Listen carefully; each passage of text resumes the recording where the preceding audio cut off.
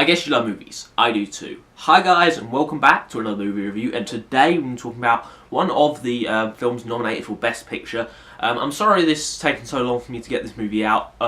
Unfortunately, it hasn't come to my theatre very early. And there's been other films, I've been busy doing other things. So, The Shape of Water we're going to be reviewing today. Guillermo Del Toro's new film. It's got Sally Hawkins, Octavia Spencer, and Michael Shannon in this movie. And it's about the story of a cleaner, played by Sally Hawkins, who's mute.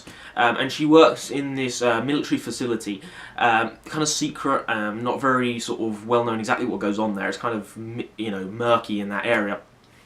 And one day, this new asset comes into the facility, which happens to be this amphibious sort of man-fish thing, and she begins to bond with this fish, this creature, and their relationship grows, and situations arise from there. Now, what did I really like about this movie? Well, I did enjoy The Shape of Water. I'm going to tell you that for starters. The things I really enjoyed, specifically Sally Hawkins' performance in this movie. Of course, she's mute, which makes it all down to her facial expressions, the way that she can convey her condition, and she does it incredibly well. I really believe that she was mute in this film, and that her only way of communicating was through sign language and everything. She does it really, really well in this movie. For dramatic sake, for humour, everything that she does, she's very, very good in this film. I really enjoyed her performance here. This is definitely the type of performance that the Academy likes.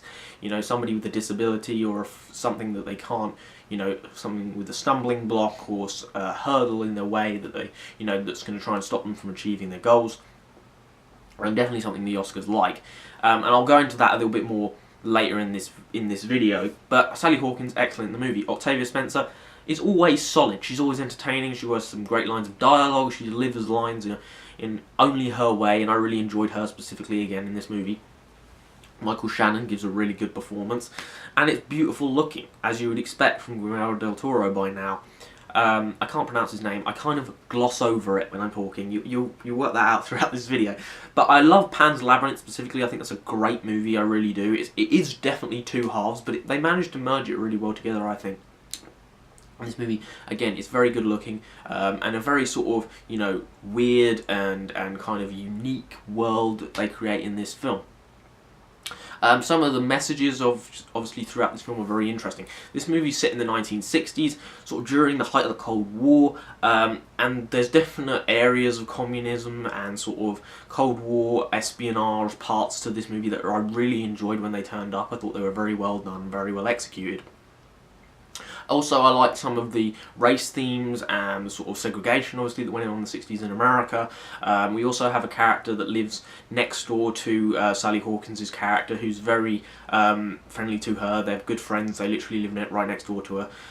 It's one of the sort of best relationships she has with anyone. And he's gay. He's obviously latent homosexual. And in that period in time, during the 60s, he's kind of unable to express himself, and anytime he kind of lets that out, it kind of creates awkward situations for him within the film, and his character's kind of a tragic case. This movie is definitely about being accepted for who you are, for your faults, and the things that make you you, and that's definitely something that this film explores very much throughout, and very well done in a lot of places. My main problems with this film are two problems. One, I'll start with the lesser problem. Is Sally Hawkins' character, okay? How she reacts to this creature, okay? Octavia Spencer's reaction, completely legitimate reaction. You're like, her reaction is, what the fuck? And the guy next door's reaction is, what the fuck? Her reaction is like, oh yeah, it's a fish dude. And you're like, her reaction is nothing. She doesn't react. She doesn't seem to be frightened, or she doesn't seem to be there's seemingly no reaction to this creature. Not that it's odd or different or weird or something she's never seen before. Her reaction to it, to me, is kind of weird and kind of makes no sense. My second problem, however good Michael Shannon is in this movie, and I really like Michael Shannon, he seems to be the most blatant, anti-Trump thing in this movie. Okay, so obviously this movie is trying to be relevant. It's trying to be, its subject matter in the background is very well done. All of the supporting characters have roles within the story that kind of integrate this, overwhelming theme of, being yourself and your, and in this particular point in history, their inability to do that, and how, for example, with Sally Hawkins and the creature, that their relationship in the end kind of breaks down that barrier.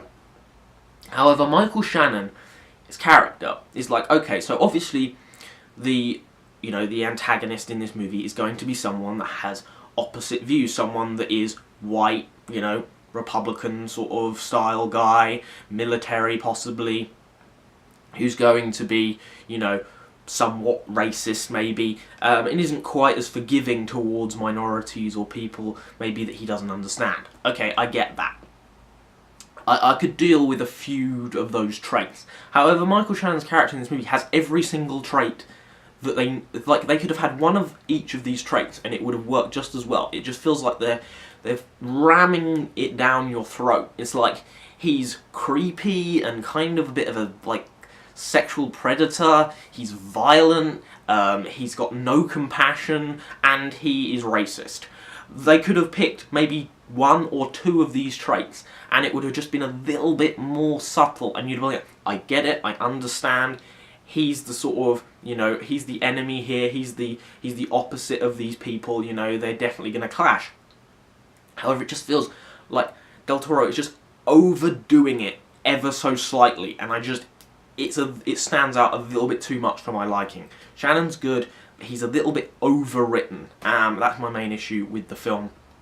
The ending's a little confusing also. However, if you pay attention, you might just about be able to work out exactly what it is. It's very minimal setup for the ending. If you're not really listening, you will miss it and you'll be like, what the fuck?